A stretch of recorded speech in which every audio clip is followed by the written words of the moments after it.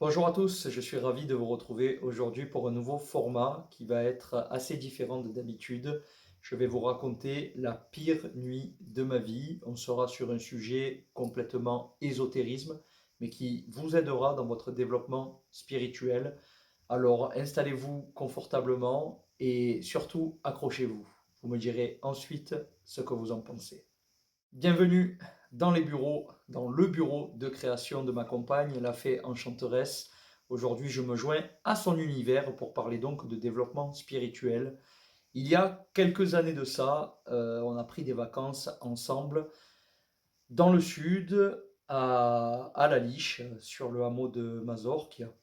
Et on avait prévu de passer 2 nuits, donc dans un cadre en bord de mer qui nous plaît particulièrement, cadre de référence pour ma compagne qui a grandi dans les, on va dire, dans les villages voisins. Et donc on est parti avec un couple d'amis dans ce petit appartement qu'on a loué à 2 pas de la mer. Et on a pu s'installer, je crois que c'était dans l'après-midi, je vais vous en parler avec les faits qui me restent en mémoire. Mais surtout, dans cette vidéo, je vais vous en parler avec le cœur, avec des choses qui m'ont marqué à l'époque. Mais tous ces événements ont été un enseignement pour moi, puisque ça m'a conduit vers mon développement personnel et mon développement spirituel. Chaque élément sont en fait des grains de sable qui, mis en relation, vous permettent de dessiner une route, un chemin que vous empruntez au fur et à mesure de votre vie. Et alors, on se retrouve dans cet appartement assez sympa, dans lequel on se sent bien, on va installer nos affaires, on va on va prendre nos marques sur ce lieu, on va un peu sortir, je crois même qu'on est allé à la plage, et puis va venir rapidement la tombée de la nuit et on va s'installer. On profite de notre soirée, on fait notre repas, et puis va venir le moment du coucher. Je vais vous rajouter quelque chose d'important. Le couple d'amis avec qui on se sera installé, la femme qui est là souffre quand même de formes de crise d'angoisse et par moments elle se sent oppressée pendant la nuit et par moments elle se met à avoir des cris de terreur. Et c'est important que je vous le dise maintenant pour que vous compreniez tout ce qui va se passer au fur et à mesure. Et puis vient le moment de se coucher, donc nous nous mettons dans nos lits respectifs. Et là, d'un coup, l'atmosphère change. On sent rapidement, euh, un peu comme si une chape de plomb commençait à descendre. Et certains le savent, pour ceux qui nous côtoient, m'accompagnent moi de près. Moi, j'ai certaines capacités, certaines prédispositions pour ressentir les choses, mais ma compagne, quant à elle, au-delà d'une intuition très développée, elle a la capacité de voir des entités au-delà des apparences. Elle a donc des capacités extrasensorielles très développées, ce qui a pu me faire très peur dans le passé, mais au final, ça a été une véritable guide pour moi sur ce chemin-là. Du coup, nous nous installons, l'atmosphère change. Vous savez qu'on adore nos chats, c'est notre famille, et on avait donc nos 3 chats à l'époque avec nous. Et au moment du coucher, chose stupéfiante, donc pour essayer de vous partager le décor, la vision, pour l'implémenter dans cette vidéo, notre chambre est près de cette belle véranda qui nous sépare avec notre jardin extérieur. Et la chose marquante, les 3 chats alignés face à l'extérieur, comme si c'était des gardiens, comme si c'était des protecteurs qui étaient là pour nous protéger. Donc nous, on s'en amuse avec Laetitia en disant, bon, bizarre, les chats, ils sont alignés comme ça, on en rigole, qu'est-ce qui se passe? Mais il n'empêche qu'on part dans le sommeil, du moins pour sa fille, pour moi-même et pour notre couple d'amis, parce que Laetitia sent l'atmosphère de plus en plus pesante et elle va avoir du mal à s'endormir. Dans la nuit, j'ai souvenir, à un moment donné, que j'entends un cri donc de notre ami qui fait une première crise d'angoisse. Il se passe quelque chose. Même moi, je sens que dans mes rêves, il y a quelque chose qui me gêne. C'était il y a quelques années en arrière et j'ai pas, on va dire, la capacité à l'époque de me protéger dans le sommeil comme je suis capable de le faire aujourd'hui. Et là, déjà, il y a quelque chose qui me met à la puce à l'oreille que la nuit, elle va être différente de d'habitude. Puis à un moment, dans une autre bulle de rêve, je vais appeler une bulle de rêve parce que généralement, moi je fais 4, 5, 6 rêves par nuit quand j'ai des nuits de 8 heures de sommeil. On est en vacances, donc on ne se prive pas, on peut dormir 8 à 9 heures sans problème.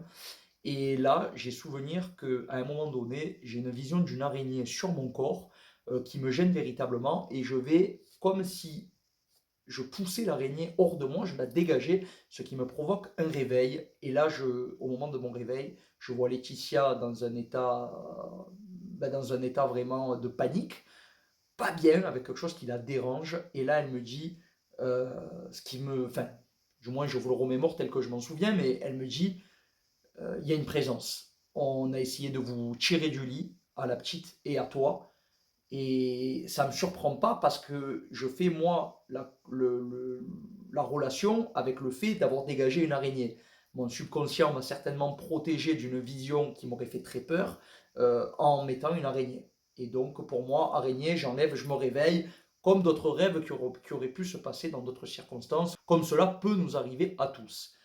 Et là, d'un coup, voilà, il y a vraiment, on échange rapidement. Moi, je me lève pour aller aux toilettes et elle me dit qu'il y a une présence qui est presque maléfique, en fait, hein. On sent qu'on n'est pas les bienvenus, on sent qu'on n'est pas bien et on nous pousse à aller dehors, en fait. On nous pousse à sortir de cet appartement. Donc, c'est très compliqué en gardant les deux pieds sur terre de tirer des conclusions. On essaiera donc très rapidement à l'époque, j'ai commencé un peu à m'initier à la spiritualité, mais je suis vraiment guidé par Laetitia et donc j'essaie de me protéger tel que je le peux. Je ne sais plus à l'époque dans quel cadre je suis, si je fais des signes de croix, si je pense simplement à mettre de la protection autour de nous, mais je demande voilà, à ce qu'on ne soit pas dérangé, qu'on puisse finir notre nuit. Puis va venir ensuite le moment du débrief au réveil le lendemain matin, et on en parle aussi à notre couple d'amis. Qu'est-ce que vous avez ressenti? Tiens, c'est bizarre, la nuit se passe des choses très étranges. Et Laetitia, après en off, va me confier vraiment sa vision. Et la vision, elle est terrifiante. Elle voit quelqu'un je reste sur le terme maléfique, avec des griffes, des longues mains, quelque chose qui vibre très bas en fait, quelque chose de très sombre. On n'a pas l'historique de l'appartement, on ne sait pas ce qui s'est passé sur cette zone il y a des années ou des décennies en arrière, mais voilà, on est dans une ambiance un peu macabre. Et moi, je suis très cartésien en plus à l'époque, je suis au début de mon développement spirituel, et je me dis, ok, ça c'est là, ce sont des faits, on ne peut pas les réfuter, il y a des témoins, il se passe des choses, mais on n'a pas d'explication. Et là, on commence déjà, bon, on va profiter de notre journée, mais va venir la deuxième nuit. Ça va être notre dernière nuit dans l'appartement. Euh, je redoute, véritablement, je redoute, et j'ai souvenir que quand je vais dans la salle de bain prendre ma douche, là-dedans, je commence à... Vous savez, dans la douche, on est un peu dans un état de conscience modifié, il y a des choses qui se passent là, on réfléchit, et je vois qu'il faut que je me protège, que je protège les miens. Donc du coup, je repense à une amie qui nous avait parlé, qui nous avait créé un peu, qui nous avait initié au magnétisme, à créer des bulles de protection, des bulles de lumière pour écarter tout ça. Et je me suis dit, ben, ça va être le meilleur moment pour l'expérimenter et de voir si ça fonctionne. Et du coup, va venir ensuite la seconde nuit, et je ne vous cache pas que j'appréhende beaucoup. Puis la deuxième nuit arrive, je vais dans la salle de bain, je commence à me préparer, et je vais aller ensuite me coucher. Avec Laetitia, on va commencer à préparer nos petits rituels. Et pour moi, ça va être l'occasion rêvée de préparer des solides intentions de protection. Donc je me connecte on va dire, sur tous les plans, peu importe les référents que j'avais à l'époque, mais je demande une protection puissance divine pour moi, pour ma compagne, pour ma belle-fille, pour mes chats, pour mes amis, pour la maison, pour qu'on puisse dormir en totale sécurité.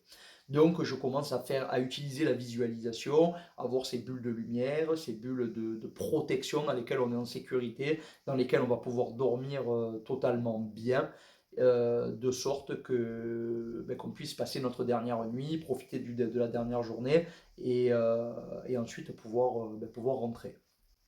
Ce qui va se passer cette nuit-là, et on en discute avec Laetitia, c'est que oui, on a été beaucoup moins incombé grâce à la protection de nos intentions, que ce soit celles qui ont été posées par Laetitia et par les miennes.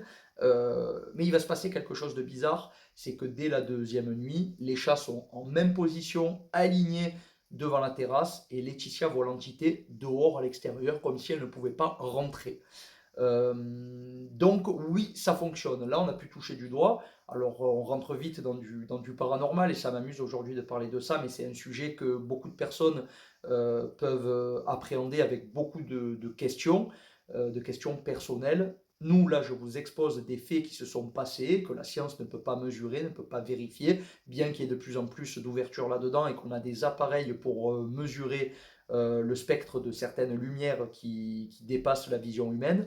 Mais là, voilà, il s'est vraiment passé ça. Et la deuxième nuit, on a à peu près correctement dormi.